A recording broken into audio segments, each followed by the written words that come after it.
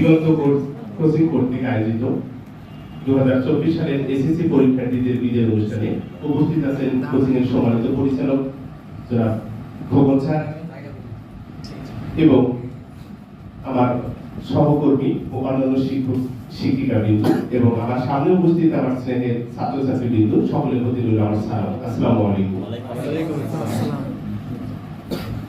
আমি বিভিন্ন প্রোগ্রামে একটা কথা বলি, ব্যক্তিত্বের বিষয়টা, কারণ ইতিপূর্বে হয়তো তোমাদের একটু ইঙ্গিত করেছিলাম যে একটা কথা আছে, যেদিন তুমি এসেছিলে ভবে কেঁদেছিলে তুমি একা, হেসেছিলে সবে, এমন জীবন করিবে গঠন, মরণে হাসিলে তুমি কাঁদিবে ভুবন। অর্থাৎ এই কথাটার সাথে আমি দিগন্ত কোচিং এর অনেক মিল পাই। মুক্তাতে অসংখ্য প্রতিষ্ঠান আছে, ঢাকা মহানগর দক্ষিণে অসংখ্য প্রতিষ্ঠান আছে, বাট সবাই শিক্ষা দেয়, কিন্তু দিগন্ততে আমি এক্সেপশনাল যে বিষয়টা দেখি, একাডেমিক শিক্ষা তো দেয়, পাশাপাশি মানুষের সবচেয়ে বড় যে শিক্ষাটা হওয়া দরকার চরিত্র গঠনের বিষয়, সেটা দিগন্ত কোচিং দিয়ে থাকে। কারণ পড়তে হবে পড়ো, এটা প্রত্যেক প্রতিষ্ঠানই বলে, বাট আমাদের এই প্রতিষ্ঠানে আমি দেখেছি পড়তে হবে এই কথা বলার পাশাপাশি একজন ভালো মানুষ হবে সে কথাটা বলে। এই জন্য আমি দিগন্তকে মন থেকে ভালোবাসি, দিগন্তকে মূল্যায়ন করি সবচেয়ে বেশি। কারণ পড়তে হবে এটা আমি বলে লাভ কি? যিনি তোমাকে সৃষ্টি করেছেন মহান রব্বুল আলামিন, তিনি প্রথমে যে বাক্য বললেন সেটাই ছিল ইকরা, অর্থাৎ পড়ো।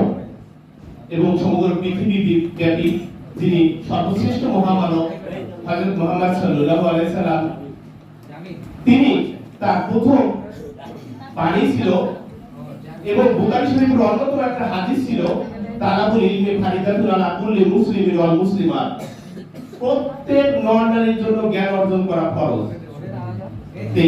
যেখানে মহান সৃষ্টিকর্তা তোমাকে পড়তে বললো, সমগ্র পৃথিবীর যিনি শ্রেষ্ঠ মহামানব তিনি জ্ঞান অর্জন করতে বললো, অর্থাৎ পড়তে বললো, তাহলে সেখানে আমাদের মতো টিচারদের বলার প্রয়োজনীয়তা থাকে?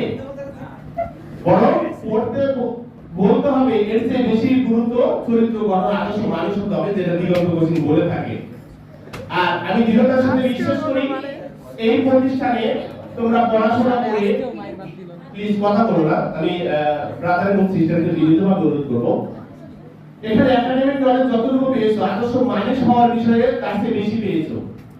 প্রচলিত একটা কথা আছে যে মৌলভী বাড়ির একটা বিড়ালও আলহামদুলিল্লাহ জানে, অর্থাৎ হুজুরের বাড়িতে একটা বিড়াল থাকলে সেও আলহামদুলিল্লাহ জানে। এখানে কোচিং এর যারা পরিচালনায় খোকন স্যার উনি একদম ভালো মানুষ, উনাকে আমি চিনি 2012 সাল থেকে।